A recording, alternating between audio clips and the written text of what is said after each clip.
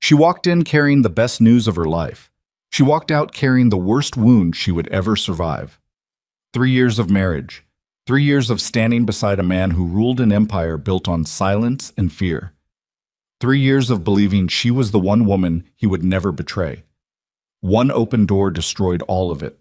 And the man kneeling before her didn't even know what he had lost, because she never told him. This is the story of Evelyn Carter, and what happens when the woman a powerful man takes for granted decides to simply disappear. Stay until the end. Like this video and drop your city in the comments. I want to see how far this story travels. The reservation had been made 6 weeks in advance. Table for 2, corner booth. Candles, white linen, a bottle of Chateau Petrus 2012 that cost more than most people's monthly rent. Damian Volkov had ordered the restaurant closed to the public for the entire evening. Not because he was showing off, though he was always showing off, but because on this particular Tuesday in October, he wanted his wife to himself. No bodyguards at the table, no encrypted phones buzzing every 4 minutes, no business, just her. He'd been a ghost for weeks. He knew it. The Marchetti situation had chewed through 2 months of his life, leaving him hollowed out and short-tempered and distant in ways he could feel but couldn't stop. He'd snapped at her over a cold dinner. He'd come home past 3 in the morning 4 nights running and hadn't explained where he'd been. He'd watched her beautiful face go careful and quiet in that way she had, the way Evelyn went quiet when she was choosing not to fight. And he'd told himself he'd fix it later.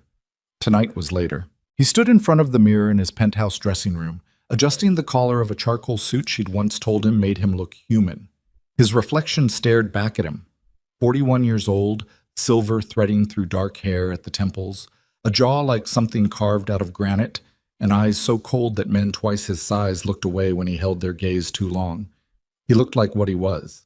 He'd stopped pretending otherwise about 15 years ago, but tonight he thought he would try to be something else. He reached for his phone to send her a message, a small thing. Something like, "Don't make plans for tonight." Then he stopped himself, put the phone face down on the dresser, and decided a surprise was better. Evelyn loves surprises. She told him once, early in their marriage, that she'd grown up in a family where everything was scheduled and announced and presented on a silver tray, and that spontaneity was the most romantic thing she could imagine. He'd filed that away. He always filed things about her away, even when he was terrible at actually using the information. He left for the restaurant early to check the setup himself. He did not know that across the city, the best news of his life was sitting in the palm of his wife's hand. Evelyn had almost not gone to the doctor.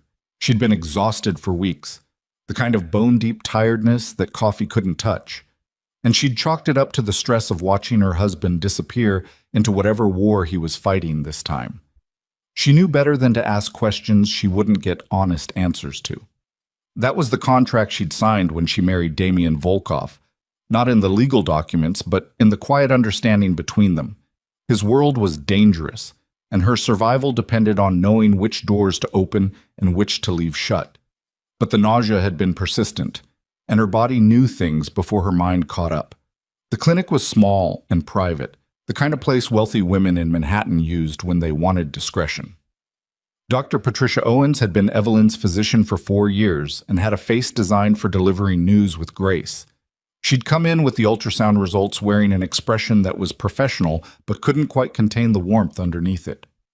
"Evelyn," she'd said, placing the printout on the table between them. "You're 8 weeks along."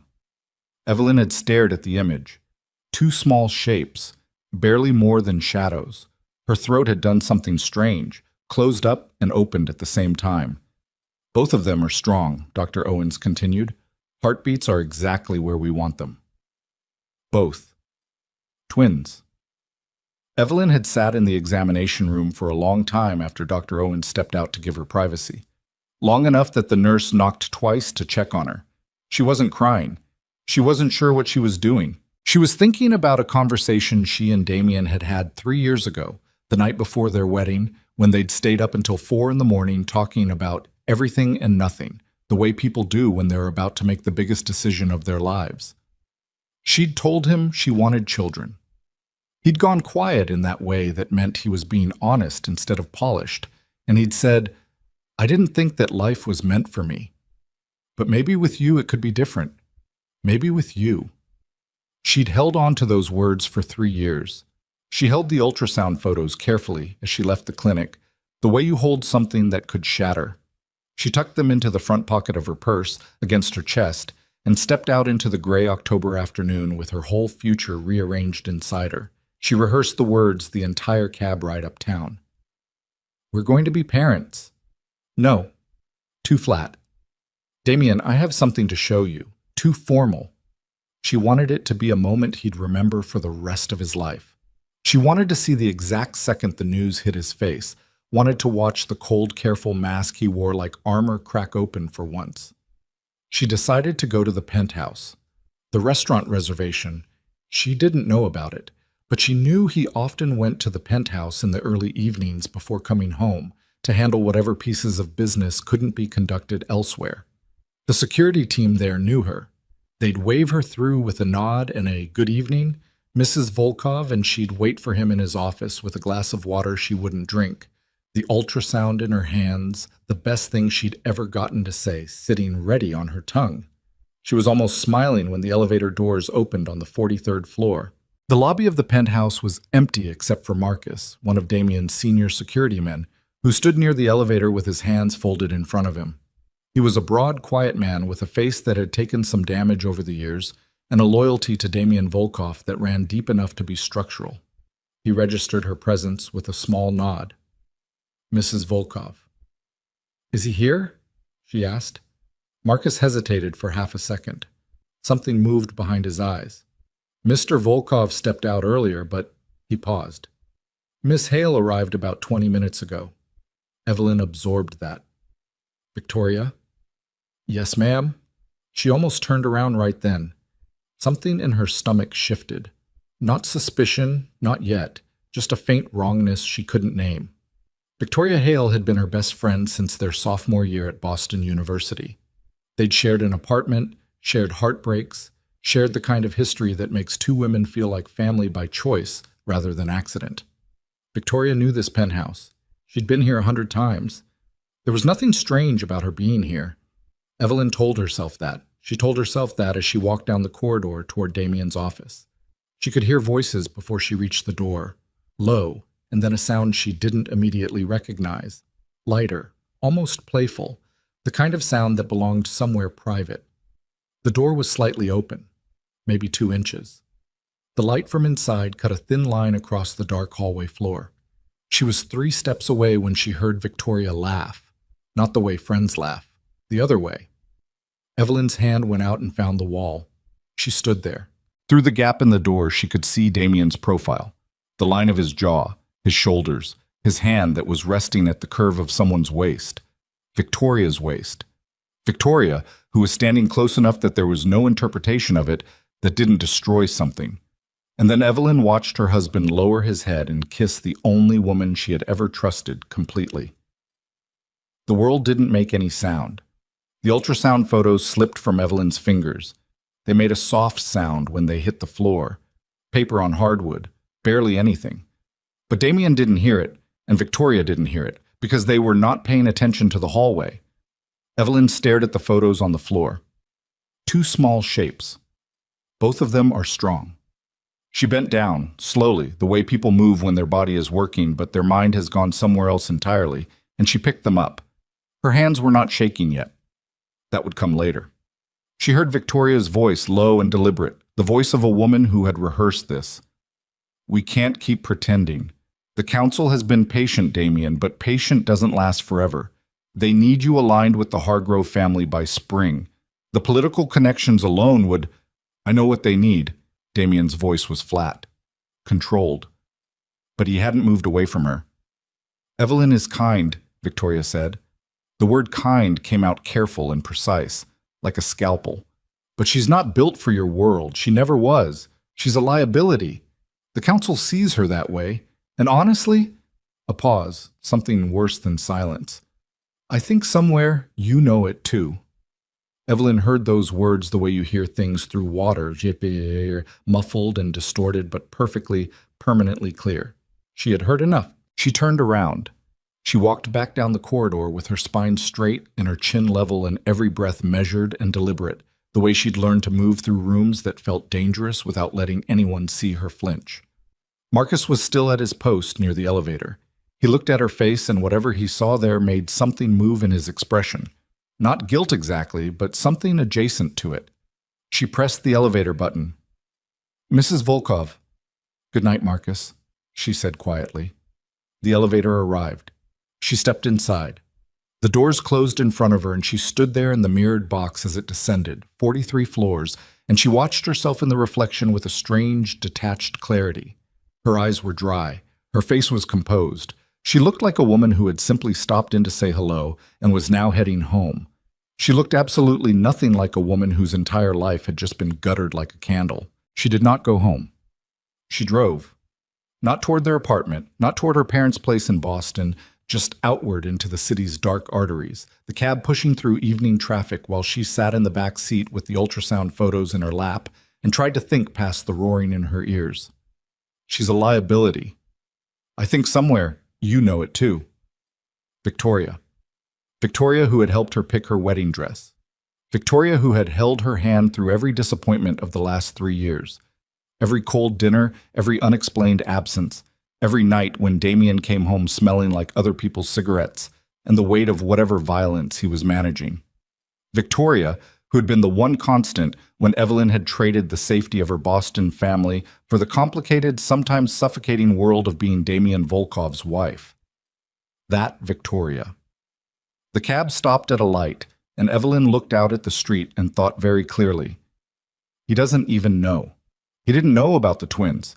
He didn't know she'd been sitting in a clinic earlier that afternoon, watching their children's heartbeats on a screen, already rehearsing how to make the moment beautiful. He didn't know any of it, and now he was never going to know, because she was not going to hand that information to a man who kissed her best friend and couldn't find a reason to push her away. She thought about walking back in there. She thought about it for exactly as long as it took the light to change. Then she thought about the word liability. She opened her purse. She took out her phone. She sent 2 messages, one to her attorney, one to a moving company she'd never planned to use. Then she sat back and pressed her hand flat against her abdomen, and for the first time since the elevator, the steadiness she'd been maintaining cracked. Just slightly, just enough. And she pressed her lips together hard and stared at the ceiling of the cab and breathed in through her nose until it passed. She would not cry in a cab. She would cry later, alone, when no one was watching. She would fall apart in private and put herself back together in private, and then she would figure out what came next. But she would not stay. And she would not tell him. By 4 a.m, she had her answer. Not a plan? Not yet. Plans took time, and she had things to protect now that required careful thinking. But the decision itself was clean and cold and already hardened by the time she sat down at the kitchen table in their apartment, the apartment that smelled like him, like cedar and black coffee and the leather of his coat, and pulled out a sheet of paper. She wrote nothing sentimental on it. There was no letter. She was done performing the kind of dignity that required an audience.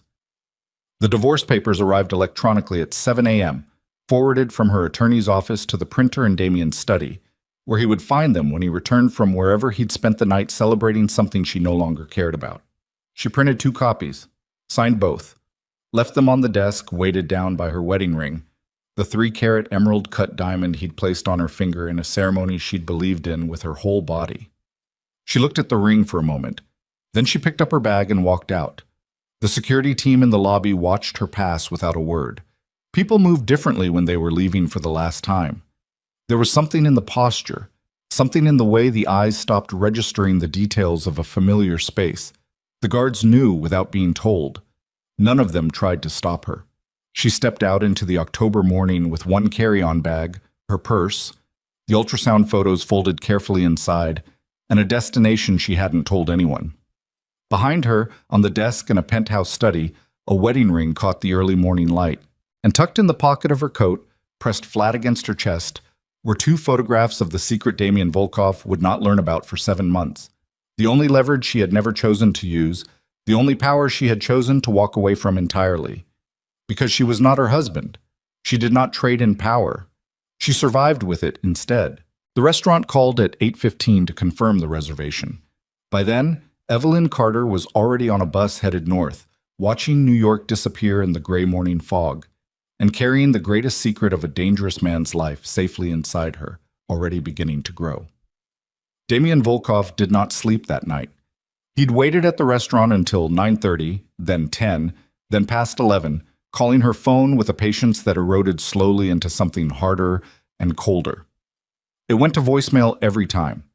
Not the kind of voicemail where someone is busy, the kind where the phone is off.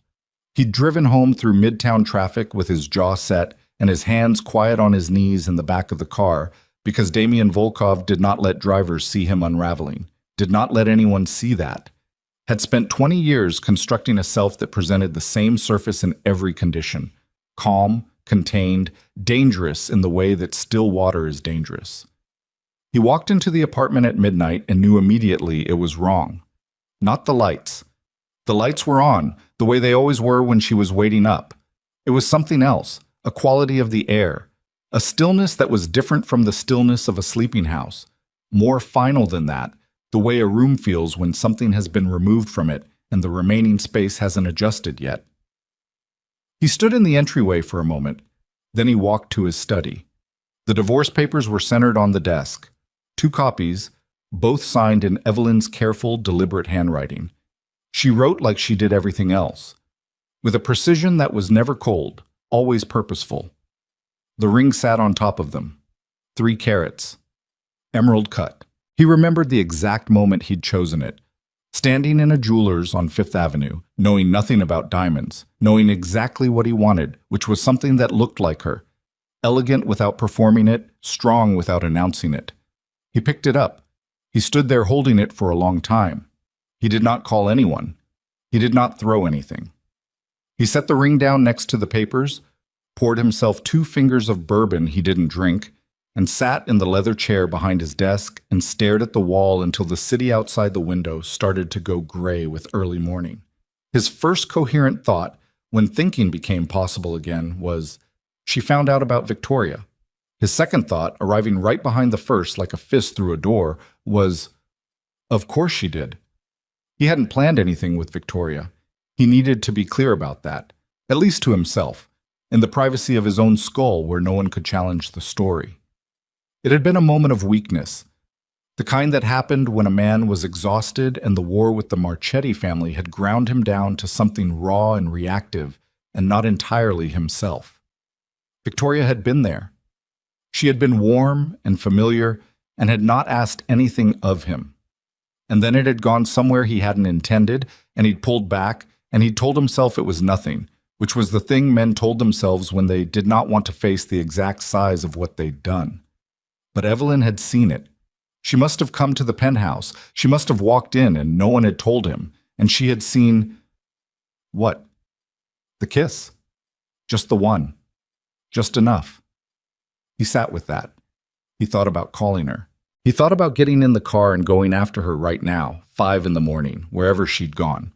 He thought about all of it, and then his pride did what it had always done when pushed too hard and too fast, which was to curl inward and harden and whisper that chasing her across the city at 5 a.m. was not something Damian Volkov did. That she would come back when she was ready, that he could wait, that he had always been better at waiting than at reaching. He told himself he would call her at a reasonable hour.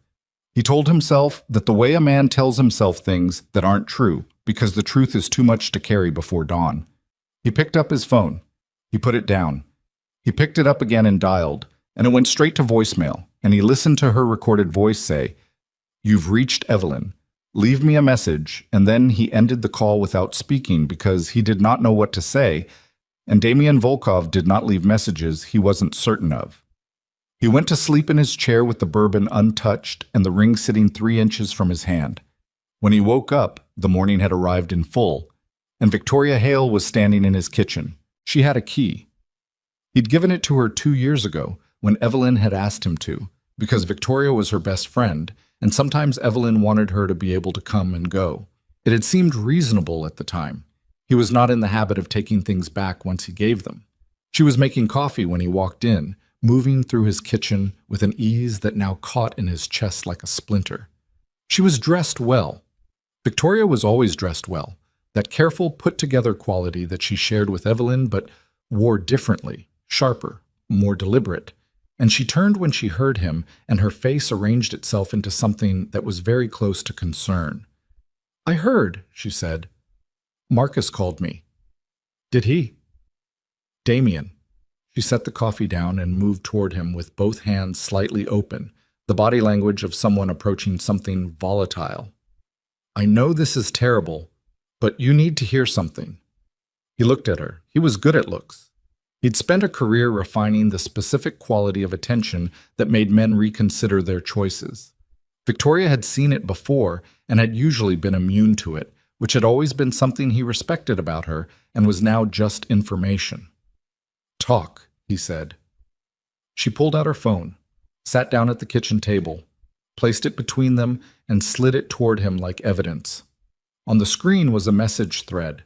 Evelyn's name at the top, a string of texts that he scrolled through slowly, messages about an apartment in London, a forwarded lease agreement, something about a bank account that had been quietly building for the better part of a year.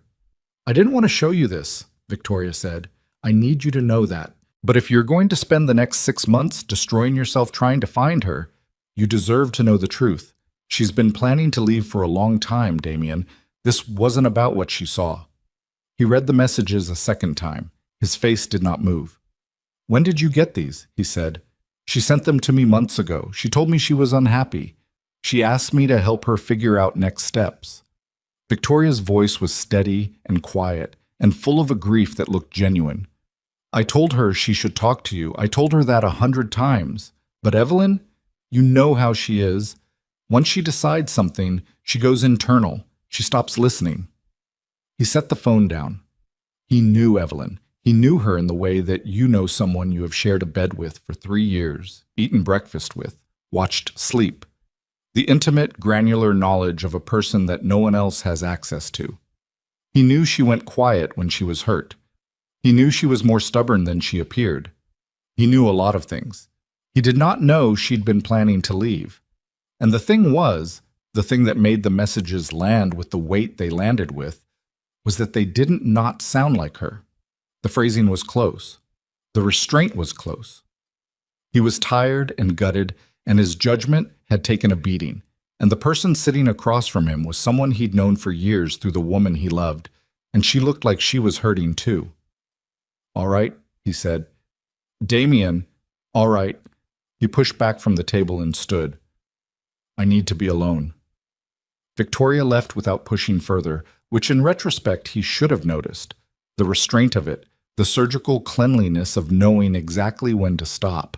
But he didn't notice it that morning. That morning he was just a man sitting in a kitchen that no longer felt like his, holding a phone with messages he should have looked at more carefully, and deciding in the space of a single hour to believe the wrong story. It was the most expensive decision of his life, and he made it in under 60 seconds. Weeks passed. The way weeks pass when a man is burying grief under work. Damien drove himself at a pace that alarmed even his most hardened lieutenants. The Marchetti situation resolved, brutally, as these things always did, and he turned his attention immediately to the expansion of the syndicate's legitimate holdings in real estate and logistics, building infrastructure with the kind of relentless focus that left no room for the specific silence of rooms that used to have someone in them. He moved through his days with his jaw set, and his phone answered on the first ring, and a coldness in his eyes that was different from his usual coldness, deeper, less controlled, like a winter that had come too early and intended to stay. He did not file the divorce papers. He wasn't ready to call it that. Not yet. He told himself it was a practical delay.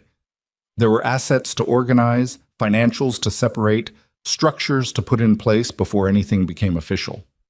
He told himself that every time the manila envelope appeared in his peripheral vision, and he chose to look somewhere else. He did not look for her. That was the decision he'd made, and he was committed to it in the way that proud men commit to their worst decisions. Completely, quietly, and with a self-regard that looked, from the outside, exactly like indifference. Victoria appeared regularly.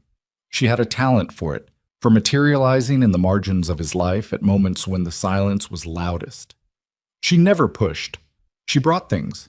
Reports he'd asked for, briefings from the council, the occasional dinner because she knew the people in his kitchen had stopped cooking, and takeout 3 times a day was not, she said, a sustainable situation. She was careful and consistent and useful, and he let himself need those things because needing something easy was all he had the bandwidth for.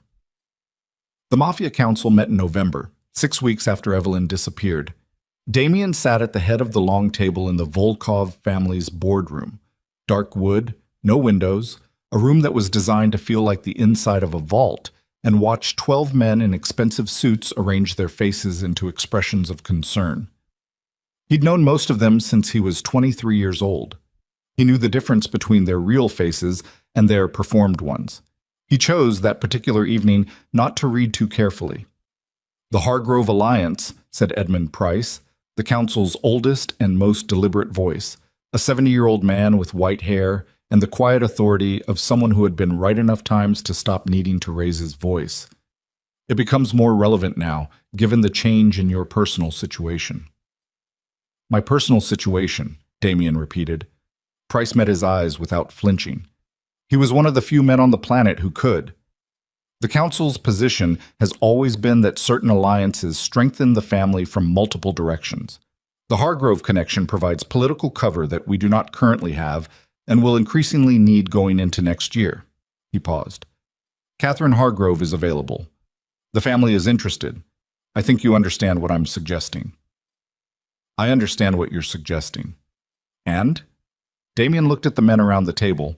He looked at them for a long time without speaking, which was something he did when he was deciding how much of his actual thoughts to let into the room. Then he said, "Give me until spring." Price nodded once. That was all. The meeting closed. The men dispersed.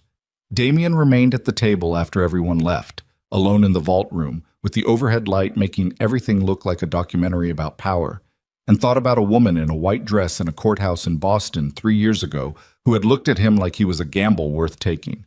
He thought about that for exactly long enough to know he was in trouble. Then he pushed his chair back and went to work. It was Marcus who broke first. 2 months after Evelyn left, on a Tuesday afternoon when the penthouse was empty except for the two of them, Marcus came to find him in the study and stood in the doorway with his hands in his pockets and a look on his face that Damien had learned to read over 15 years of working together. It was the look of a man who had held something too long and was about to put it down whether or not the moment was convenient. "I need to tell you something," Marcus said. "Shut the door." Marcus shut the door. He didn't sit. Men like Marcus didn't sit for conversations like this. They stood because standing meant you could leave faster if the thing went wrong, and this thing had the potential to go very wrong. "The night she left," he said. "Mrs. Volkov. She came to the penthouse." Damien went still. "I let her in. She asked if you were here. I told her Miss Hale was here." Marcus's voice stayed flat and factual, which was how Marcus delivered things he knew would land hard. "She walked down the hall toward your office. She came back maybe 4 minutes later." He paused. "She looked—" He stopped. Started again. "She had papers in her hand when she went in. She had them when she came back, but her face was different." The room was very quiet. "Why are you telling me this now?" Damien said. "Because I've been watching Miss Hale." Marcus said it without apology, without decoration, just the fact of it, laid flat. "The way she moves through this place now, the way she talks to the council members when she thinks no one's paying attention." He reached into his jacket and put a folded piece of paper on the desk between them. "And because I pulled the access logs from that night. Miss Hale arrived 40 minutes before you did, but she told you she came by to check on things after hearing the news." He tapped the paper. "She knew you'd be there. She came first." Damien looked at the paper. He did not pick it up. "What are you saying, Marcus?" Marcus looked at him straight. "I'm saying I think you were supposed to be found." The silence after that was enormous. Damien sat inside it with his hands flat on the desk and his chest doing something slow and catastrophic, and let the full weight of those words rearrange every assumption he'd been functioning on for 2 months. The messages on Victoria's phone, the council's well-timed intervention, the convenient appearance of evidence that Evelyn had been planning to leave, all of it surfacing in the exact window where he was most exhausted, most off balance, most willing to believe a story that let him avoid the harder truth, which was that he had failed her and she had left, and the fault line ran directly through him. He'd believed it because he'd needed to. He picked up the access log, read it, set it down. "Where is she?" he said. "I don't know." Marcus's voice stayed level. "I've been looking for 3 weeks. She's not using her cards. Her phone has been off since the morning she left. She went completely dark." He paused. "But she's not overseas. I had someone check every exit point for the first 72 hours. She never left the country." Damien stood up. He walked to the window and stood there with his back to the room, looking out at the city. The grit of it, the scale of it, 12 million people down there going about the business of being alive, and not one of them was the woman he was looking for. He pressed one hand flat against the cold glass and stayed like that for a long moment. "Find her," he said. "I've been trying." "Try harder." He turned around and his face was something Marcus had not seen before in 15 years. Not the professional cold, not the dangerous stillness, but something underneath both of those things, older and rawer and less controlled. "Whatever resources you need, whatever it costs, I don't care." He stopped. Then, "And Marcus." "Yeah." "Say nothing to Victoria." Marcus nodded. One small, precise nod, the kind that meant understood and intended and done. He picked up the access log from the desk, tucked it back inside his jacket, and left without another word. Damien stood alone in his study for a long time after the door closed. He thought about a night 3 years ago, 4 in the morning, a woman sitting cross-legged on a hotel bed telling him she wanted children someday, that she believed in him in a way that frightened her because she'd never believed in anything that much. He thought about the way she'd looked at him without armor, which was something almost no one did, which was something he hadn't known he'd needed until it was simply there and then simply gone. He thought about the papers on the desk, signed in her careful handwriting. He thought about Marcus's words. "I think you were supposed to be found." And for the first time since the night everything broke, Damien Volkov was not angry and he was not proud, and he was not running his empire on willpower and silence. He was just a man who had lost something irreplaceable and had been too stupid, too proud, and too thoroughly played to understand it until now. He picked up his phone. He dialed Victoria's number. She answered on the second ring, warm and immediate, the way she always answered him now. "Hey, everything okay?" "Yes," he said. His voice was perfectly even. "I need to see you tomorrow. The penthouse. 10 o'clock. "Of course. Should I bring the council briefings, or is this—" "Just come," he said. "We need to talk." He hung up before she could read anything else into his tone. Across the city, in a building he did not yet know about, in a room with a single lamp and a narrow bed and a window that looked out onto a street she'd chosen because no one who knew her would ever think to look there, Victoria Hale set her phone down on the table and smiled the way people smile when they believe they have already won. She had no idea that Marcus had already sent the access log to 3 separate secure servers. She had no idea that a private investigator in Boston had just filed a preliminary location report. And she had absolutely no idea that 7 weeks from now, that report would contain a single sentence that would blow Damien Volkov's world apart at the seams and send him north with nothing but the truth and the certain knowledge that the time he'd wasted believing her. The report arrived on a Thursday morning in January. Marcus brought it himself, which meant it wasn't the kind of thing that should travel through the usual channels. He came to the penthouse at 7:15 before the day staff arrived, before the phones started, while the city outside was still doing that pale gray thing it did in the deep cold of winter when the light hadn't committed to anything yet. He knocked twice. Damien opened the door in a white shirt with the sleeves already rolled and a cup of coffee going cold in his hand, and one look at Marcus's face told him the waiting was over. He stepped back to let him in. Marcus sat across from him at the kitchen table, actually sat this time, which registered somewhere in the back of Damien's mind as significant, and placed the manila envelope between them without ceremony. It was thin, maybe 6 pages. The kind of report that didn't need to be long because what it contained was simple and devastating and didn't require padding. "Boston firm," Marcus said. "The one I told you about. Baxter Investigations. 23 years in business. They've done work for 3 other families. Nobody talks about them because that's the point." He paused. "They found her." Damien looked at the envelope. He did not reach for it immediately.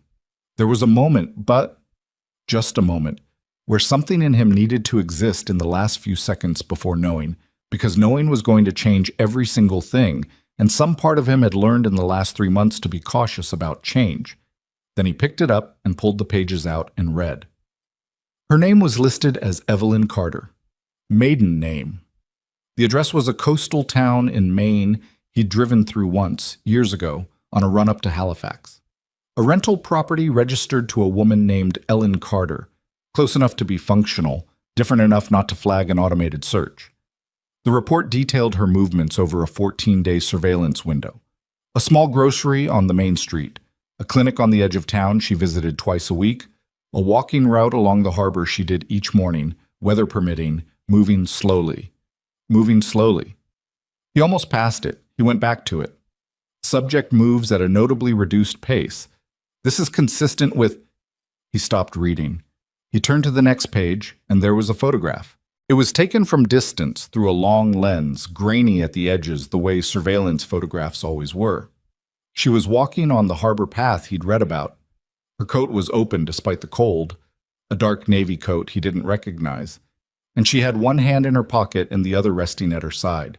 And she was looking at the water, and she was very, very pregnant. The last sentence on the page was, based on visible physical presentation and confirmed clinic visits, subject is estimated at 32 to 34 weeks gestation. Conception date, if standard, would fall approximately within the 8 weeks prior to subject's departure from New York. High probability the child or children belong to subject's estranged husband. Child or children. Damien set the pages down on the table with the same careful precision he used for everything that mattered enormously, which was the precision of a man who understood that controlled movement was the only thing standing between him and the loss of every professional composure he had ever constructed. He sat with the photograph in front of him. His coffee was completely cold. He had not moved in 4 minutes. Damien? Marcus's voice came from somewhere outside the radius of whatever had happened to the room. You all right? He looked up. She left, he said, and his voice came out level but with something under it, something tectonic. Because she was pregnant. Marcus said nothing. She came to the penthouse to tell me. He heard himself say the words in the same way you sometimes hear your own voice on a recording, familiar and foreign at the same time, slightly wrong in a way you can't place. She was carrying the ultrasound. She walked down that hallway to tell me we were going to have children, and instead she found... He stopped, pressed 2 fingers hard against the bridge of his nose.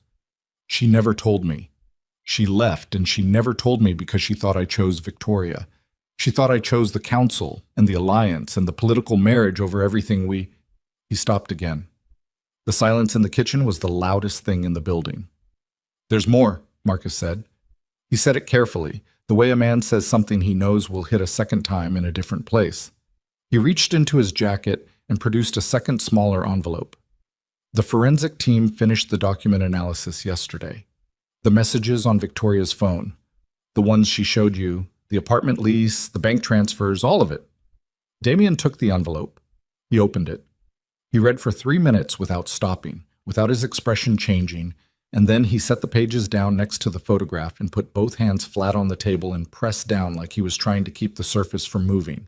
Every piece of evidence Victoria had shown him was fabricated, not approximated, not exaggerated, fabricated from the foundational level, metadata altered, timestamps manufactured, account numbers that trace back to shell companies the forensic team had spent 6 weeks unraveling.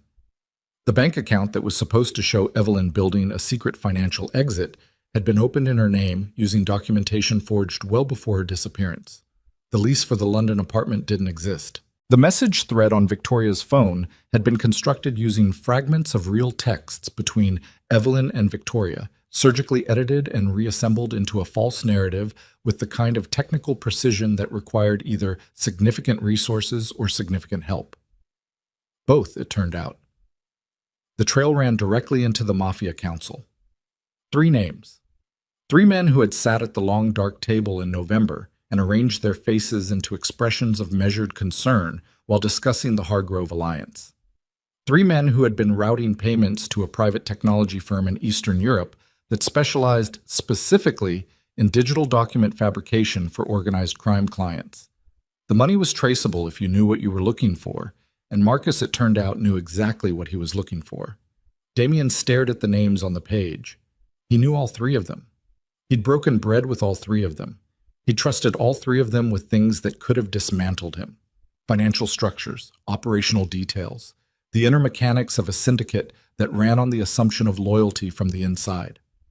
And underneath all of it, underneath the council members and the fabricated documents and the carefully staged timing of a single kiss in an office doorway, was a clause in the Volkov family inheritance law that Damien had not thought about in years because he had not, until 8 months ago, had any reason to think about it.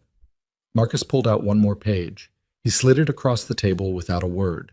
It was a photocopy of a legal document, dense with formal language, dated 40 years back, the signature at the bottom belonging to Damien's father. Damien read the relevant clause once, then again. Then he understood.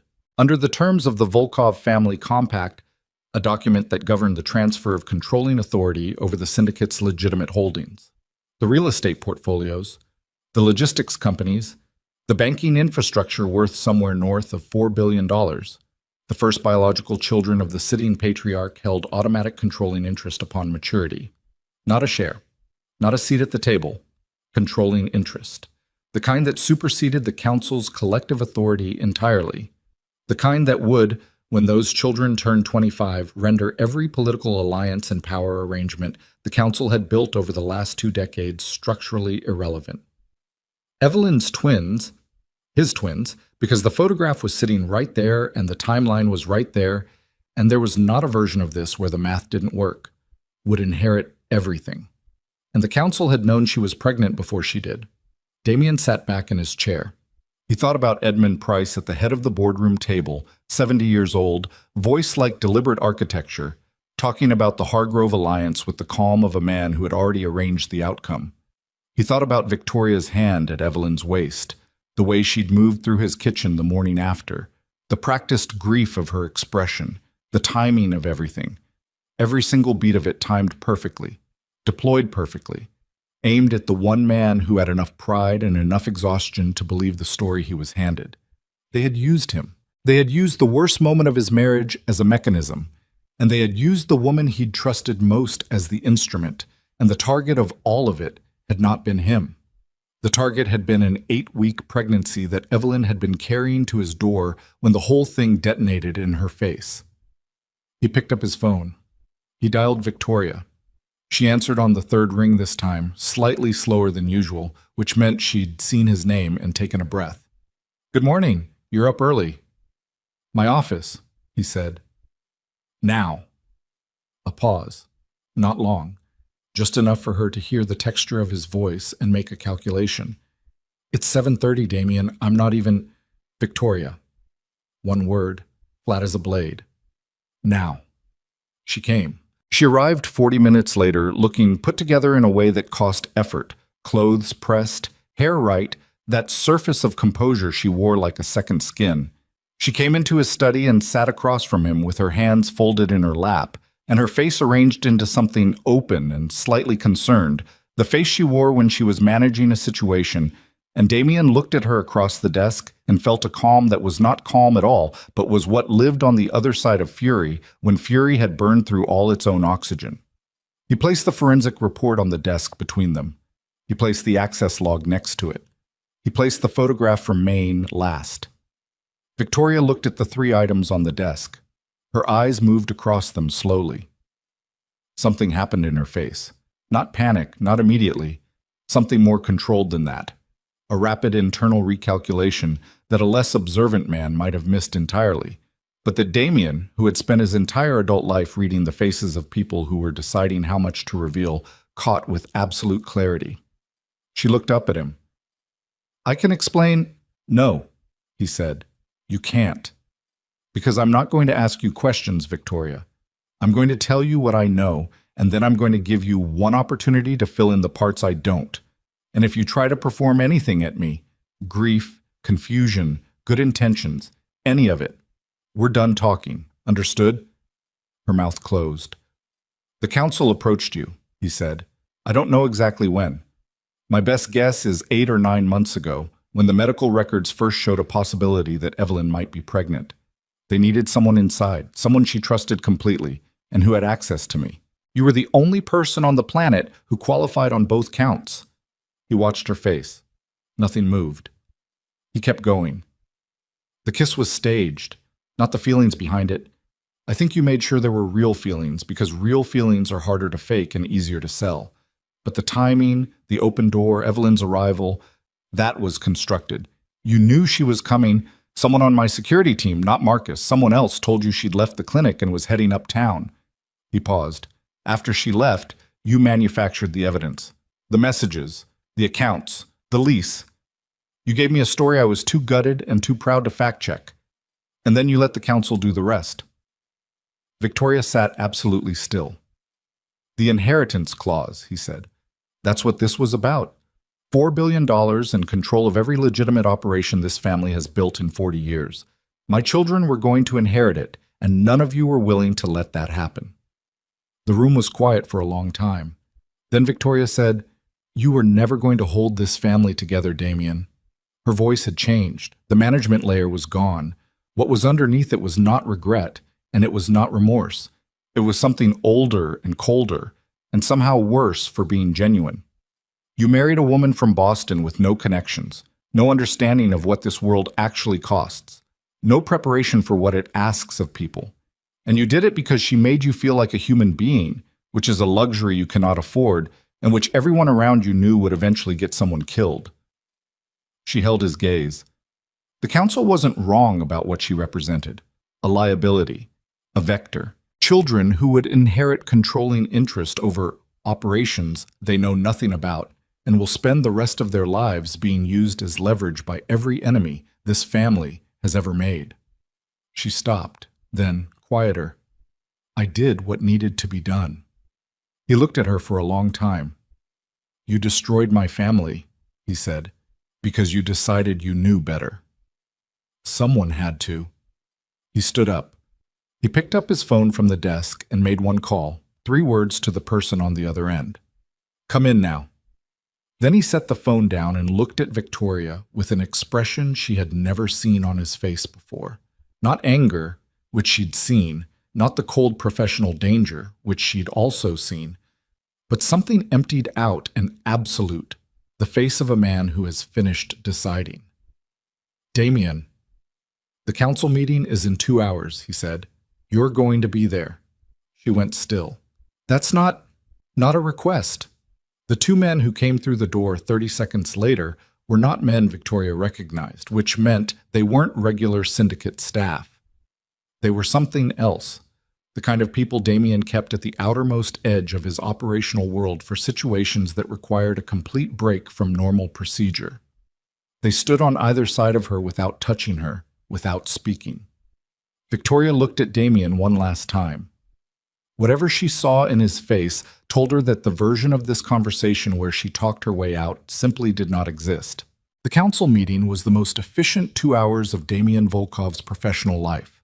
He laid everything on the table, the forensic reports, the financial trails, the fabricated documents, the access logs, the Eastern European technology firm and its payment records, the names of the 3 council members whose signatures appeared on the authorization transfers.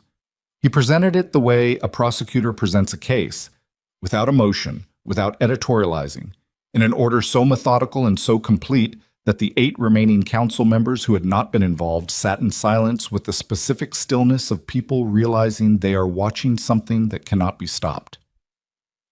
Edmund Price sat at the far end of the table.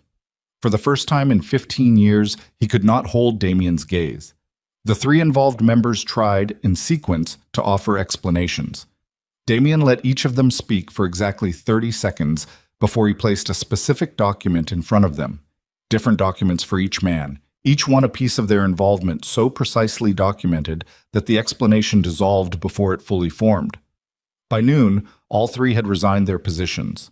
By 2 o'clock, their access to syndicate accounts had been revoked. By 4 o'clock, 2 of them had lawyers making quiet calls to the kind of attorney who specializes in keeping powerful men out of situations that could become criminal. Victoria lost everything in a single council resolution passed by unanimous vote of the remaining members. Her family's alliance, the Hale name and everything it had purchased inside the syndicate's political structure over the course of a decade, was formally dissolved. Her accounts were frozen pending a full financial audit. The key to the penthouse, which she no longer had on her person but which Marcus had already had deactivated at 6 that morning, was the least of what she surrendered. Damien did not watch her leave the building. He was already back in his office, standing over his desk with the photograph from Maine in his hand, looking at his wife walking alone along a harbor in January, carrying their children, 3 months from a delivery date, and utterly alone in a town she had chosen because no one who knew her would ever think to look there. He thought about what she had said to the hospital staff the morning after he'd arrived in Maine the first time. The message that had been relayed to him through a nurse who had the careful eyes of someone choosing words precisely. Tell him he arrived 7 months too late. He had arrived 7 months too late. He had believed the wrong story.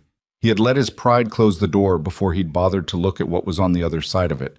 He had let Victoria walk through his kitchen and sit at his table and perform grief over the woman she'd just helped destroy, and he had nodded along because the alternative, that he had been comprehensively, methodically played by people who understood exactly which levers to pull on a man like him, was too humiliating to entertain until the evidence was sitting in front of him in black and white, and there was no version of the truth left that let him off the hook. He set the photograph down. He thought about twins. His son. His daughter. 34 weeks along in a clinic in Maine, 2 heartbeats on a monitor that he had never heard, growing up in a story where their father was the man who had kissed their mother's best friend and then failed to come after her. That was the story he had written for them, without knowing he was writing it. The question now was whether there was still time to write a different one, and whether the woman in that photograph, who was the strongest and most clear-eyed person he had ever known, would let him anywhere near the page. He picked up his jacket. He told Marcus to have the car ready. And for the first time in 20 years of running an empire built on the certainty that power could solve any problem that mattered, Damien Volkov drove towards something he could not threaten, could not buy, and could not negotiate his way into.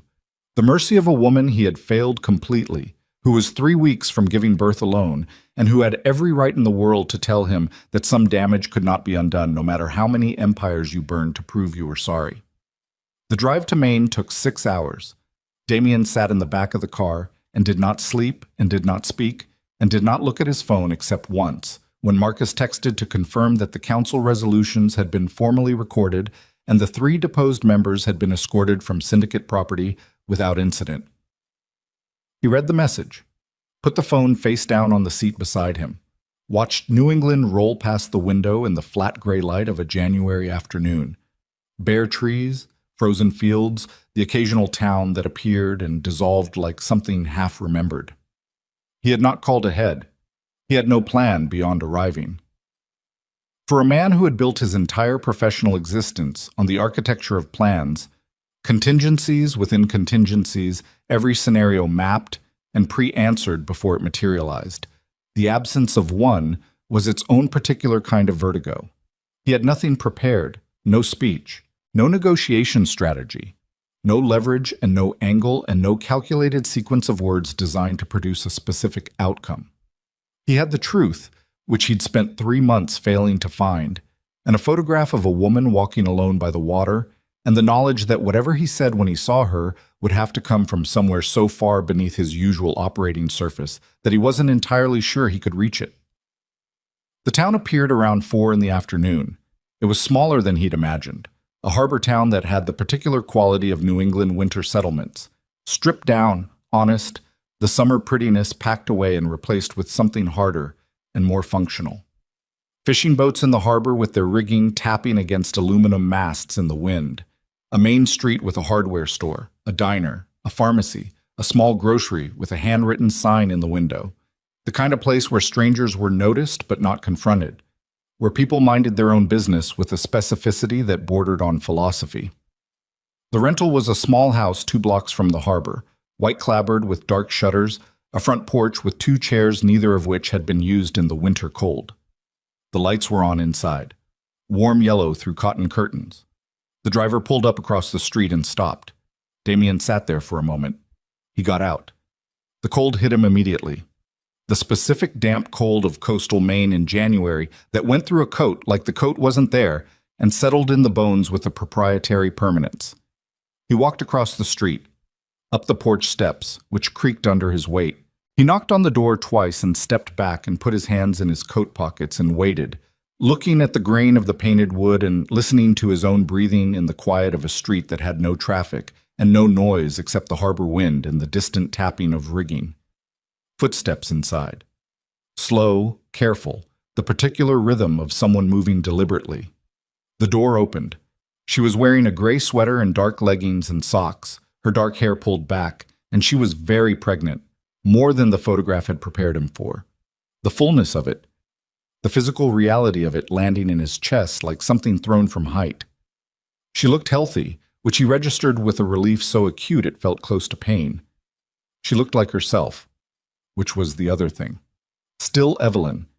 Still that quality of contained intelligence in her face, that careful assessment in her eyes. Those eyes found him and went completely still. Neither of them spoke for a moment. Then she said, "No." One word, flat and clear and entirely without drama, the way she said things she'd already decided about. "Evelyn, no." She started to close the door. He put his hand on the frame. Not hard. Not blocking her.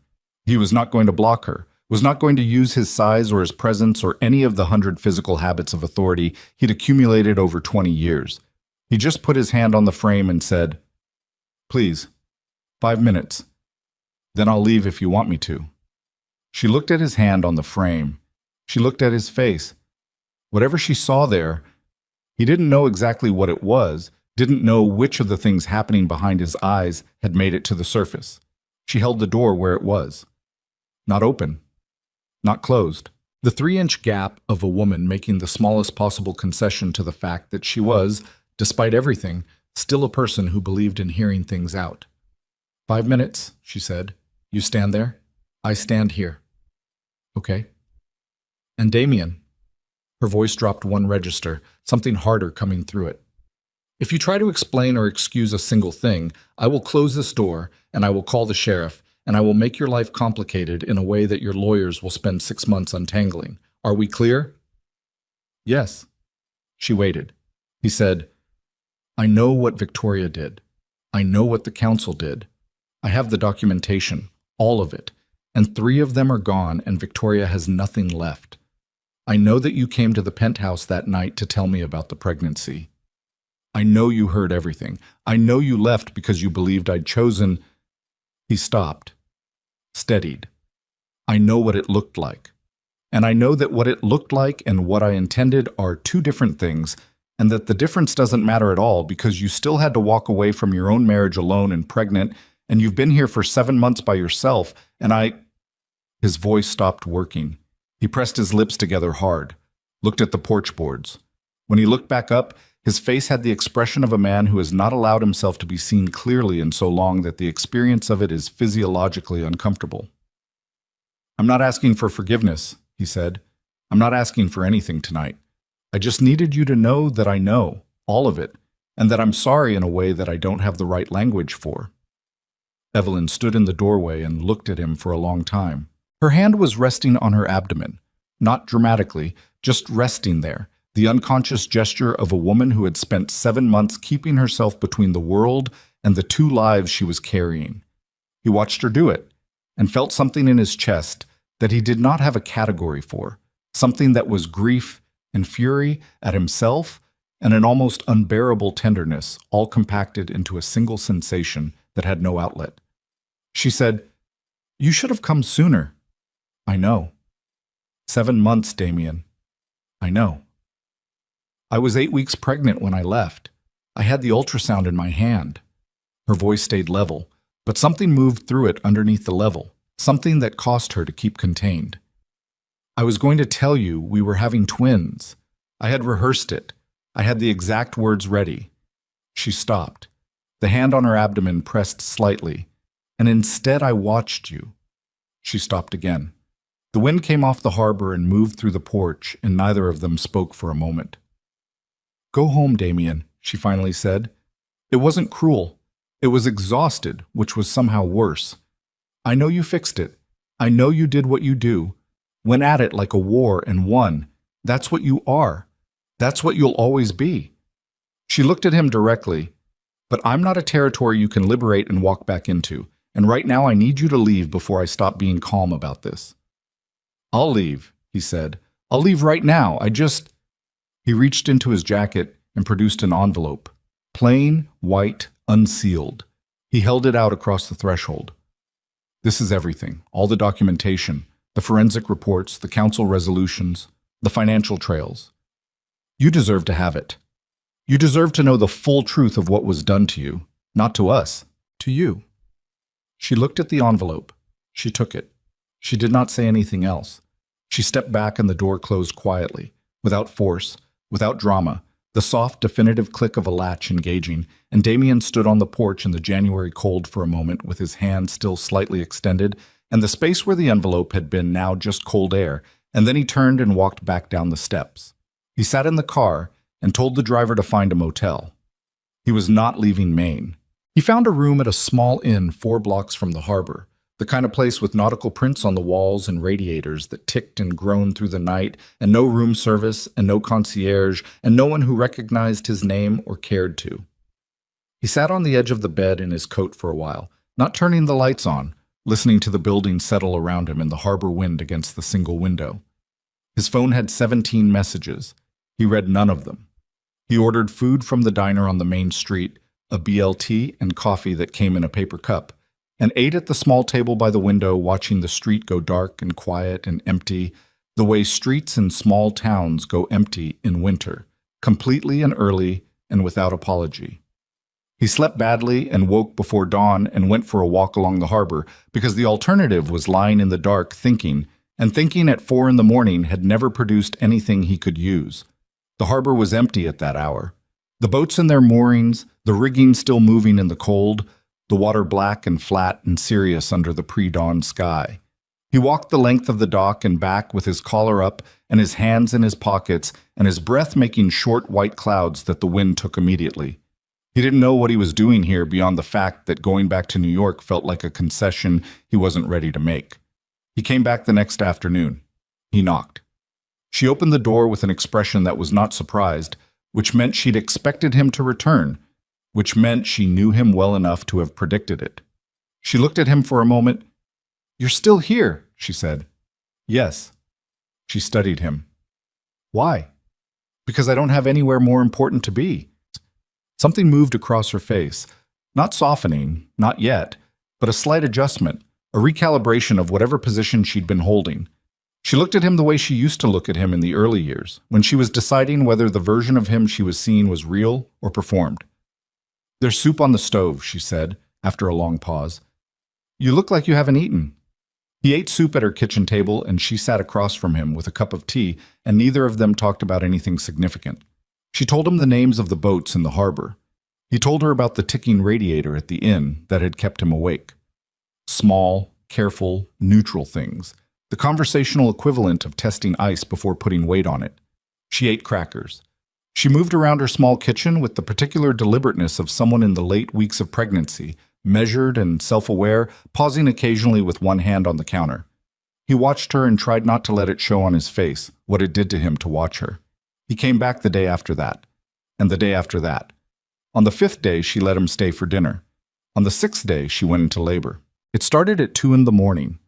He was asleep at the inn when his phone rang, an unknown local number, and he answered it on the first ring with the instinct of a man who had trained himself to treat unknown numbers as potential emergencies. "It's me." Her voice was strained, focused. The specific focus of someone managing pain with the same will they use to manage everything else. "My water broke. I called the car service, but they're 20 minutes out and I—" A pause, a sharp exhale. "I don't want to be alone right now." He was out the door before she finished the sentence.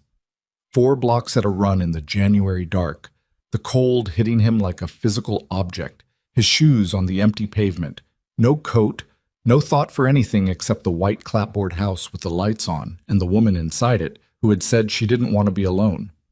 He took the porch steps 2 at a time. The door was unlocked. He pushed through it into the warmth of the house and found her in the kitchen, one hand on the counter, breathing through a contraction with her eyes closed and her jaw set, and the particular expression of someone who is doing something hard and has decided to do it well regardless. A bag sat near the door, packed and ready. She had been ready. Of course she'd been ready. She was Evelyn. She was always prepared. "How far apart?" he said. 6 minutes.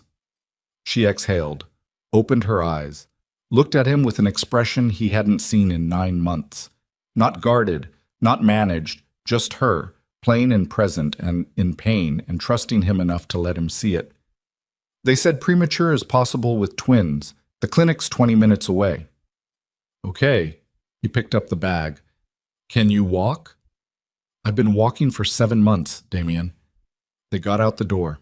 The car service arrived as they reached the sidewalk. A battered Volvo driven by a teenager who registered the situation immediately and drove with a focus that Damien gave him silent credit for, navigating the winter roads at a speed that was urgent without being reckless.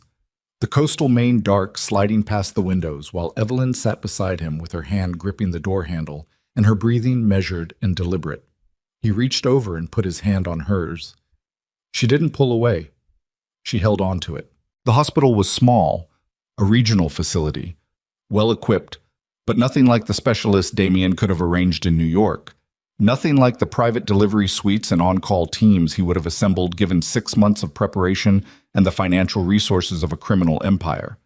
This was a practical place. Linoleum floors and fluorescent lights and nurses who moved efficiently and a doctor who came through the doors at a run pulling on gloves. They took Evelyn immediately. A nurse told him, "Family only, beyond the double doors." He said, "I'm the father." The nurse looked at him, looked at his absence of coat, his disheveled state, his face which was, he was aware, not presenting the composed surface he normally maintained in institutional settings. She made a decision. She let him through. The delivery room was bright and small and immediately overwhelming in a way that no boardroom and no back-alley confrontation and no operational crisis of his adult life had managed to be. They had Evelyn in the bed with monitors attached and an IV running, and the doctor between her knees talking in a steady clinical voice about dilation and positioning and the first twins' presentation. And Damien went to the left side of the bed and stood there, and Evelyn turned her head and looked at him and said nothing. She reached up and grabbed his forearm. He let her hold it with the grip of someone in significant pain, a grip that would leave marks. And he stood absolutely still and looked at her face and thought about nothing except being present, which was the only thing he had to offer and the only thing she had asked for. "I need you to push, Evelyn," the doctor said. She pushed. The first 40 minutes were the longest of Damien Volkov's life. He had operated in conditions of genuine physical danger, had been shot at twice, had taken a blade across his left ribs at 34, had sat in rooms where the probability of walking out was a real and active question. None of it had produced in him what the next 40 minutes produced, which was a fear so clean and total that it had no texture, no edges, just pure sustained terror for someone other than himself. Because at 32 minutes, the doctor's voice changed. Not dramatically. A single sentence, delivered in the same clinical register, but with a density underneath it that didn't belong there. "We're seeing some cord complications with the second twin. I need the team in here now." And then the room changed. More people, a rolling cart, a neonatal specialist who appeared as if from a wall, and the word complications hanging in the fluorescent air like smoke. Evelyn's hand tightened on his arm. She didn't speak. She was past speaking, past anything except the hard physical work of the moment. But her hand found his and gripped, and he gripped back. "She's going to be okay," he said. He didn't know if it was true. He said it like it was true because it was the only version of the next hour he was prepared to accept. The first twin arrived at 3:47 in the morning. A boy, small, alarmingly small to Damien's eyes, though the neonatal nurse who took him made reassuring sounds and moved with the efficiency of someone for whom this size was within manageable parameters. He was red-faced and furious about being in the world and making it known.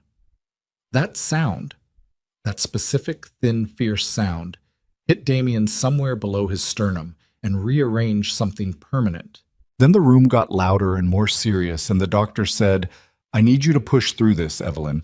I need you right now with a controlled urgency that was specifically calibrated not to produce panic, but produced it anyway." And Damien, silently and completely, as he watched the monitors and watched his wife's face and watched the team work around the second twin who was not coming easily. 7 minutes. 7 minutes that were longer than the preceding 40. Then the second twin arrived, and she was not crying, and the neonatal team moved around her with a speed and precision that left no room in the room for anyone else's needs.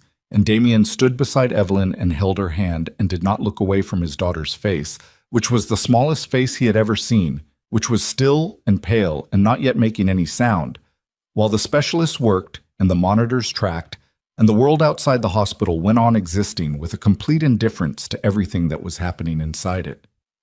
Evelyn made a sound beside him.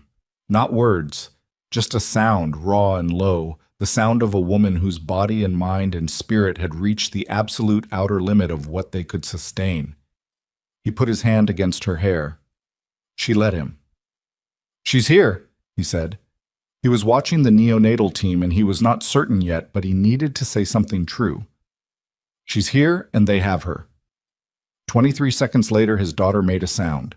Small, indignant, alive. The room changed completely. They let him stand at the nursery window at 5 in the morning. His son was in the incubator on the left, sleeping now. His tiny face relaxed into something that looked absurdly peaceful given the previous hour. His daughter was in the incubator on the right, connected to a monitor that tracked her heartbeat in a green line across a small screen, the line moving with a regularity that each time he checked it sent another wave of that clean, structureless relief through him. He stood at the window with his forehead almost against the glass and looked at them for a long time. He was not a man who cried. He had not cried since he was 11 years old at a graveside and had decided somewhere in the months following that grief expressed publicly was grief made vulnerable to people who would use it. He had held that position for 30 years through things that merited abandoning it. He was not technically crying now, but there was something happening in his face that a person watching from behind would not have been able to describe as anything else. Down the corridor, Evelyn was in a recovery room. Sleeping, the nurse had said. Finally, she needed to sleep. He should not go in there. He agreed. He stood at the nursery window instead and watched his children breathe and thought about 7 months of absence and what it had cost and what it was going to take from here to become someone worthy of the room they were sleeping in. His phone buzzed. Marcus. "Everything is secure. Council is stable. You good?" He typed back. "Yes. They're here. Both of them." A long pause. Then, "Good. Take your time." He put the phone in his pocket.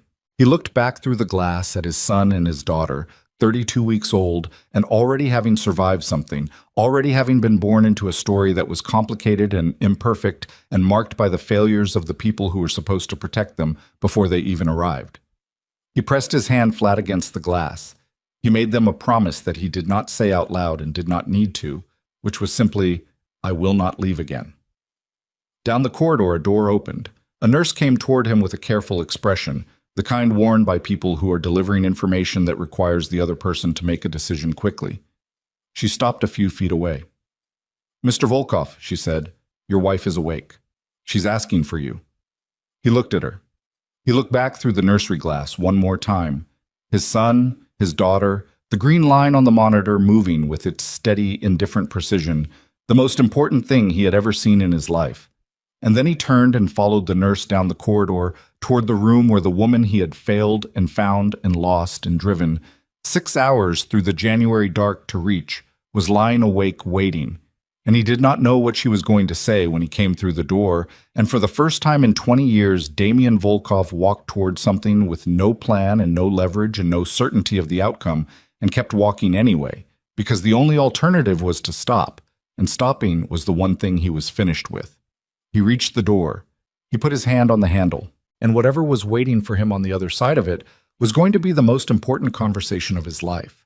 The one that would determine whether everything he had dismantled and everything he had driven through the dark to reach was the beginning of something or simply the most honest ending he was ever going to get. He opened the door. The room was small and dim, the overhead light turned off. Only the low amber glow of a bedside lamp that made everything look warmer than a hospital room had any right to look. Evelyn was sitting up against the pillows.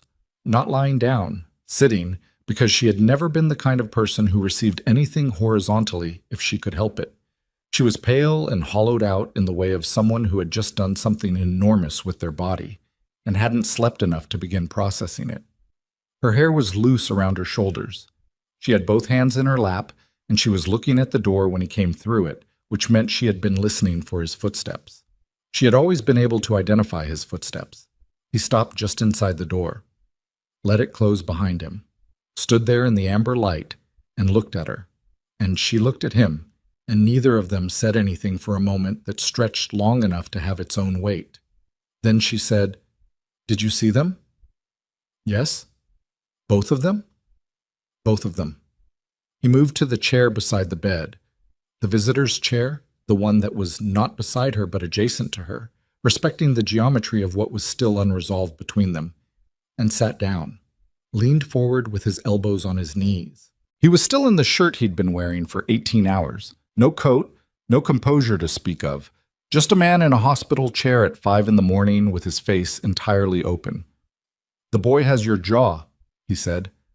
Something moved across her face, almost a smile. Not quite. "The girl looks like your father," she said. He absorbed that. The idea that she had looked at their daughter and seen his family's face in her. That she had been looking, that she had been paying attention to lineage and resemblance through 7 months of doing this alone, put a pressure behind his sternum that he couldn't name and didn't try to. "Evelyn?" He stopped, started differently. "I'm not going to tell you what I told you on the porch again. You heard it. I'm not going to perform the apology a second time because you deserve better than a performance." He looked at his hands for a moment. "I just want to know if you're all right. Not us. Not any of it. Just, are you all right?" She held his gaze. "No," she said, simply. "I'm not all right. I haven't been all right since October." She said it without hostility, without accusation, just as a fact delivered by someone who had gotten to the point in their exhaustion where the truth was the only thing left that didn't require energy. "I've been not all right in a house by myself in Maine in winter for 7 months, and I've been doing it competently, because that's what I do. But no, I'm not all right." "Okay," he said. "That's all you're going to say?" "I don't think you want me to say anything else right now." She looked at him for a long moment. Then she looked at the window, dark still, not even the beginning of gray. And something in her exhale shifted, something loosening that had been held taut for a long time. "I read the documents," she said. "The ones you gave me." He waited. "All of it." She was still looking at the window. The forensic reports, the council resolutions, the payments to the technology firm. A pause. "The inheritance clause." He said nothing. "They knew before I did," she said, "about the pregnancy. They had someone watching the clinic." It wasn't a question. Her voice had a quality of working something out, fitting a piece that had been missing into a frame she'd been staring at for months. "I always thought I was careful, but they were watching from before I even knew there was anything to be careful about." "Yes," he said. "The council had access to medical records through a corrupt administrator at 3 private clinics on the Upper East Side. It's been shut down. The administrator has been dealt with." She nodded, slowly, like someone receiving confirmation of something they'd already concluded. Then she turned back to him, and her eyes were direct and clear, and completely without the protective distance she'd maintained every other time he'd been in her presence in the last week. "Did you know about the inheritance clause?" she asked. "Before all this?" "I knew it existed. I hadn't thought about it in years. I had no idea anyone else was thinking about it." He held her gaze. "If I had known, if I'd understood what having children meant for the succession structure, I would have protected you from the beginning. I would have seen the threat before it materialized." He stopped. "I should have been paying attention. I was too deep in the Marchetti War and too certain that the people around me were loyal, and I wasn't paying attention to my own house. That's on me. All of it is on me in some form." "Not all of it," she said. He looked at her. "Victoria made choices," Evelyn said. You didn't make them for her. Something tightened briefly in her face, a flash of something raw that she managed and contained in the space of a single breath. The practiced containment of a woman who had processed this particular wound in private for months and was not going to let it fully open here. She was my best friend. Since we were 19 years old, she knew. She stopped, pressed her lips together, started again. She knew everything about me. She knew what it would do to me. She did it anyway. I know. So don't take that part away from me by making it about your failure of vigilance. Her choice belongs to her. The directness of it was very Evelyn. The refusal to let anyone else carry weight that was specifically someone else's to bear, even when redistributing it might have been easier. I'm going to be angry at her for a very long time. I'm allowed to be angry at her specifically. You're allowed, he said. The lamp between them made a small sound, the filament adjusting to some microscopic fluctuation, barely audible. And outside the window, the dark was still complete, winter having no interest in arriving at dawn any sooner than necessary. I'm angry at you too, she said. I want to be clear about that. What she did was her doing, but you believed her. You sat in that kitchen and you listened to her and you looked at those fabricated messages and you believed them. Not because you're stupid. She held his gaze steadily. Because it was easier. Because believing I'd planned to leave you absolved you of the work of coming after me. The truth of it hit him the way real things hit. Not like a blow, more like a door opening onto a room you hadn't known was there. Yes, he said. That's true. You were afraid, she said. It wasn't contemptuous. It was precise. You were afraid I'd left because of the kiss. And you were afraid that meant you'd have to come to me and be wrong in front of me, which is the thing you've always been worst at. And Victoria gave you a story where you were the one who'd been wronged, and you took it because it was there. He did not look away from her. He had spent a lifetime in rooms where people tried to read him, tried to find the crack in the surface, and had found nothing because there was nothing to find.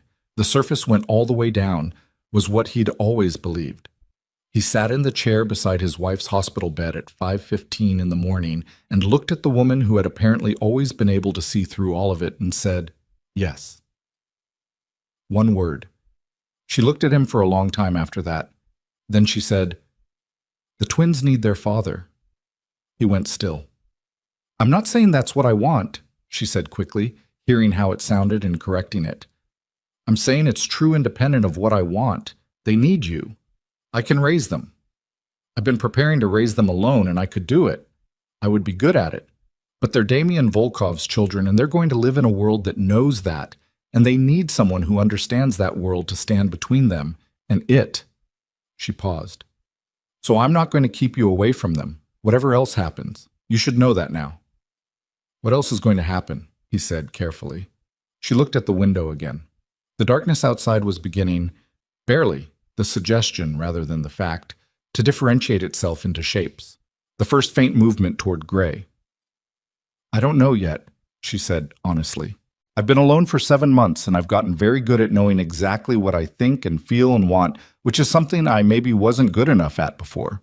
And what I think right now, at 5 in the morning after the hardest night of my life, is that I don't have enough left to make a decision about the rest of my life. She looked back at him. So don't ask me to. I'm not asking. I know you're not. I'm just stating it clearly so we both understand where we are. She adjusted slightly against the pillows, wincing at something, the body's protest after what it had just been asked to do. You can see them, tomorrow, when I've slept. We'll figure out the rest after that. He nodded. He stood up. He stopped at the door and turned back, and she was watching him, and he said, the boy and the girl. Have you chosen names? She held his gaze. I have some ideas. I'd like to hear yours first. He stood there for a moment with his hand on the door, and something happening in his face that he did not try to manage or control, and then he nodded once and went out and closed the door behind him with the same careful quiet he'd used when he walked in. He did not leave Maine for 11 days. He moved from the inn to a slightly larger room at a bed and breakfast 2 streets over, a place run by a woman named Dorothy, who had white hair and the practical warmth of someone who had been providing shelter to people in difficult circumstances for 40 years and had stopped asking questions about the nature of those circumstances. She brought him coffee at 7 every morning and did not make conversation, and he was grateful for her in the specific way you are grateful for people who understand exactly how much space to take up. He went to the hospital every morning. The first day, he sat in the hallway while Evelyn fed the twins. The nursing still so new and effortful and intimate that he understood without being told that the room was not yet his to enter without permission. A nurse brought him a photograph instead, both of them together in the incubator, his son's hand curled against his daughter's cheek, the accidental tenderness of newborns who had spent 8.5 months in proximity and had not yet learned that the world expected them to be separate. He kept the photograph in his shirt pocket. He checked it 11 times that day. The second day, Evelyn let him in. He sat beside the incubators and looked at his children and said almost nothing, which was the correct instinct for once in his life. Not filling the space with words, just being in it, present and still and available, learning the specific rhythms of two small people who were still figuring out that breathing was the first and most important skill they would ever be asked to perform. His son was named James. His daughter was named Clara. He had suggested James because it was his grandfather's name, the one man in the Volkov family history who had built something legitimate and lasting and had not died badly. Evelyn had sat with it for 20 minutes before she nodded. Clara had been her grandmother's name, a woman she'd described to him once as the only member of her Boston family who had understood that grace under pressure was a survival skill rather than a social performance. He had agreed immediately. James and Clara Volkov. The name sat in his chest like something anchored. On the 5th day, Evelyn was discharged. He drove them home. Not to New York, to the white-clapboard house with the dark shutters, because she was not ready for New York and the twins were not ready for New York, and he was not going to push on the timeline. He carried the car seats inside and installed them with the focused attention of a man who has never done something before and intends to do it correctly the first time. He set up the portable bassinet in the bedroom and assembled the second one for the living room, following the instructions with a seriousness that might have been funny if the context had been different. Evelyn stood in the kitchen doorway watching him work. "You've never assembled furniture in your life," she said. "No." "How's it going?" He looked at the bassinet, which was structurally sound but had one aesthetic imperfection he hadn't been able to correct. "The sheet doesn't lie flat on the left side." "That's all right. It's not symmetrical." "Damien." A pause. "They're newborns. They don't care about symmetry." He looked at the bassinet, then at her, then back at the bassinet. He smoothed the sheet one more time and let it go. He slept on the couch. She did not invite him anywhere else, and he did not suggest it, and the couch in the small living room of a rented house in Maine was where he slept for the next 6 nights, which was the most uncomfortable sleeping arrangement of his adult life, and which he would not have traded for the King Suite at any hotel on the eastern seaboard. The nights were broken into pieces by feeding schedules. He woke when she woke, not because she asked him to, but because he heard James or Clara before he was fully conscious and was on his feet before the thought formed. He learned to warm bottles at 3 in the morning in the small kitchen without turning on the overhead light, learned the specific pattern of Clara's pre-cry restlessness versus James's, learned that his son wanted to be held facing outward, and his daughter wanted to be held against the chest with her ear over the heartbeat. He learned these things by paying attention. It was the only currency he had left, and he spent it completely. 3 weeks after the twins came home, on a Sunday afternoon when the January cold had broken slightly into something almost tolerable, Evelyn came into the living room and sat in the chair across from the couch where he was holding James against his chest, both of them asleep for what felt like the first time, his son's face slack and peaceful against his collarbone. And she sat there for a moment watching them before she said, "I need to ask you something." He opened his eyes, carefully so as not to wake James. "The syndicate," she said. "What's it going to look like going forward? The legitimate businesses, the council structure. I need to understand what my children are going to inherit." He looked at her. "What do you want to know?" "Everything you haven't told me in 3 years." So he told her. He talked for 2 hours, quietly, while James slept on his chest and Clara slept in the bassinet in the bedroom, and the afternoon light moved across the living room floor. He told her about the real estate portfolio, the buildings, the legitimate income streams, what was clean and what still had the remnants of things attached to it that needed to be separated. He told her about the logistics company, which had been his focus for the last 4 years because it was the cleanest and most expandable of the legitimate holdings. He told her about the council's current composition and what the purge had cost in terms of structural stability and what he was doing to rebuild on a different foundation. He told her about the inheritance clause, all of it, what it meant in concrete terms for James and Clara when they were old enough for it to matter. She listened without interrupting. She asked 2 precise questions at the end, both of them about the real estate holdings, about which properties had clean title histories, and he answered them accurately and without softening anything. When he finished, she said, "You're restructuring." "Yes." "How long?"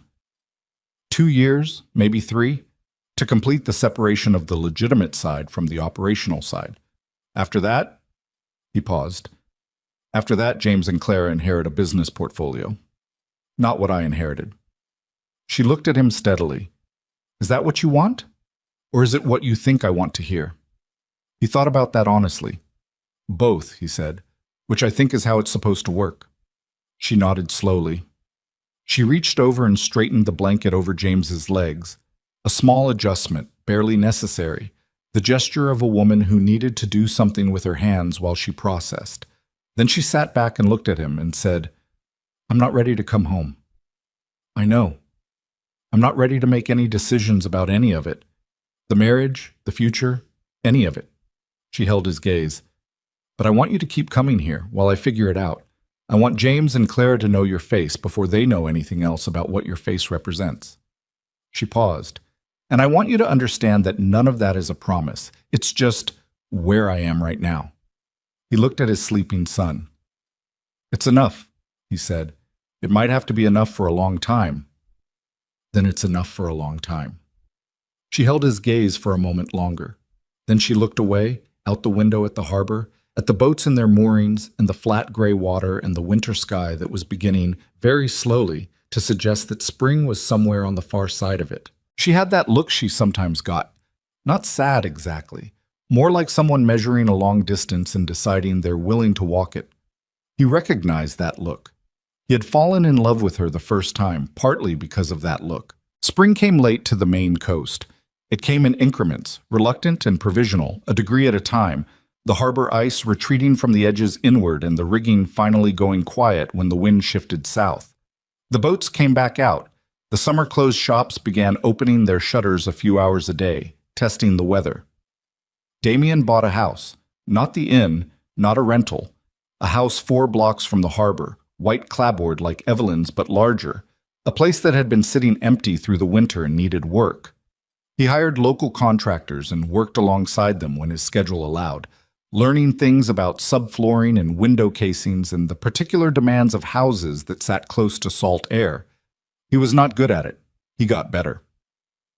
Evelyn walked by the house on her morning route, the one she still did with the twins and the double stroller, Clara on the left and James on the right, both of them increasingly opinionated about the pace and direction of travel. She stopped in front of it the first morning she saw the work happening. She didn't say anything about it for 3 days. Then she said, "You bought a house here?" "Yes." "In Maine?" "Yes." She looked at him with an expression that was working through several things at once. "You run an empire from New York." "I run it remotely more than people think. It turns out most of the things I believed required my physical presence don't actually require my physical presence. I've been managing it from here for 6 weeks." She held his gaze. Something in her face shifted. Not the full shift, not yet, but a movement toward something rather than away from it. "You're not going to pressure me," she said. It wasn't a question. "No." "You're just going to be here?" "Yes." She looked at the house for a moment, then at him, then down at Clara, who was attempting to remove her own sock with the focused determination of a person who has decided this task is the most important thing happening in the world. "The nursery needs to face the harbor," she said. "If you're doing a nursery, the morning light comes from the east and it's better in that direction."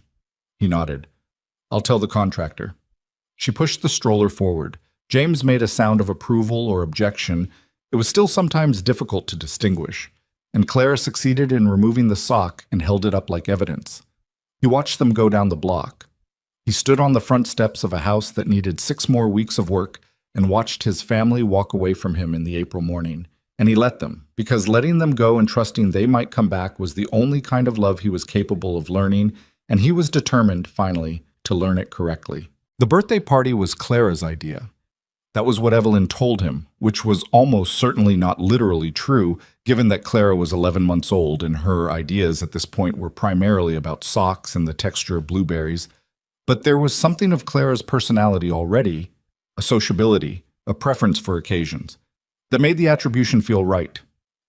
They held it in the backyard of Evelyn's rented house, which had a view of the harbor and enough space for the small collection of people they'd each carefully built in this town over the last year. Dorothy from the bed and breakfast, who had taken to both twins with a focused devotion that suggested she had been waiting for an excuse. A nurse from the hospital named Gail, who had held Evelyn's hand through the hardest 20 minutes of the delivery and had not let go until everything was resolved. 2 couples from the neighborhood who had materialized gradually with casseroles and practical help, and the particular main quality of friendship that was given quietly and without ceremony. Marcus drove up from New York. He arrived at noon, alone, in a car that was conspicuously ordinary for a man of his professional background, wearing a jacket instead of his usual operational black. He shook Damien's hand and then looked at the twins in their birthday outfits. Clara in yellow, James in blue, both of them sitting in the grass with the deliberate concentration of people who are working very hard on the problem of standing up. And his face did something that Damien had never seen Marcus's face do in 15 years. "They're real," Marcus said. "They are." "They look like you," he said to Damien, then to Evelyn, who had appeared beside him. "And like you. Which is a better outcome for them, probably." Evelyn laughed. It was a real laugh, unguarded, the kind she had when something caught her off guard, and Damien heard it from across the yard, and something in his chest responded to it the way it always had, the way it apparently was always going to, regardless of everything that had happened to and around and between them. The afternoon went on in the way of small, good things. Someone put music on. The harbor was visible over the fence, the water catching the May light in flat white pieces. Clara ate a significant quantity of birthday cake and held the opinion, expressed vocally, that this was among the better decisions she had made. James fell asleep against Marcus's shoulder while Marcus stood very carefully and did not move for 45 minutes. Damien stood at the edge of the yard as the afternoon tilted toward evening. He was watching Clara attempt to stand again. She was close, had been close for 2 weeks, the muscles and the balance and the will all arriving at the same moment without quite coordinating, when he felt Evelyn come to stand beside him. They stood there together watching their daughter work on the problem. After a moment, Evelyn's hand found his. Not a declaration, not a resolution, just her hand, warm and deliberate, sliding into his the way it used to when they stood side by side in rooms that required them to be steadier than they felt. He looked down at it, looked at her profile. She was watching Clara, who had gotten to one knee and was pausing there with the concentration of a climber assessing a summit. He did not say anything. He closed his hand around hers and watched his daughter figure out how to stand up. Clara made it on the 3rd try. She stood in the grass with both feet planted and her arms out for balance, and a look on her face of such complete astonished triumph that 3 adults in the yard made sound simultaneously. She stood for 4 seconds. Then she sat down, hard, in the way of new walkers who have not yet mastered the landing. She looked at the grass, looked up at her parents standing together at the edge of the yard, and decided, apparently, to try again. Damien looked at that small face, his daughter's face, her grandmother's name, the harbor light on her cheeks, and thought about everything that had had to break before this moment could exist. The marriage, the trust, the careful structure of a life he'd been too proud and too frightened and too occupied with the wrong things to protect until it was gone. The 7 months of distance and the 7 months of silence and the pregnancy managed alone in a rented house 2 blocks from the water. The forensic reports and the council purge and the long January drive through the dark and the door that had opened and the hand that had held his in a delivery room while the world made itself more complicated and more irreplaceable than he had known it could be. All of it had been the price of this. He did not think it was a bargain. He thought it was the truth about what things cost when you stopped paying attention to the people who mattered most. And he thought that the only honest response to that truth was to be present every day in ways he had not known how to be before, in ways he was still learning, in ways that would probably take the rest of his life to get right, and which he intended to spend the rest of his life attempting regardless. Evelyn's hand was warm in his. Clara stood up again. This time she stayed up. And the empire that had started as fear and silence and the ruthless accumulated weight of other people's obedience, the empire he had once believed was the whole measure of what a man could build, was still running somewhere south of here, managed from a house 4 blocks away by encrypted calls and trusted people, and a restructuring plan that was 2 years from completion. It was still his. He was still its architect. But it was not, anymore, the most important thing he had built. The most important thing he had built was standing in the grass on unsteady legs with her arms out for balance, and her brother asleep 40 feet away against the shoulder of a man who had driven 6 hours to see them turn 1 year old. And it had not been built by power or money or the strategic elimination of obstacles, but by a woman who had walked away from everything rather than accept less than she deserved, and a man who had finally understood too late and then just barely in time that some things cannot be taken by force and cannot be inherited and cannot be bought. They can only be earned, one ordinary day at a time, for as long as you are willing to show up and try. He was willing. He had never been more certain of anything. Clara looked up at her parents standing together in the May evening light, and she smiled the way babies smile when the world is exactly the right size. And then she took her first real step forward into all of it. End.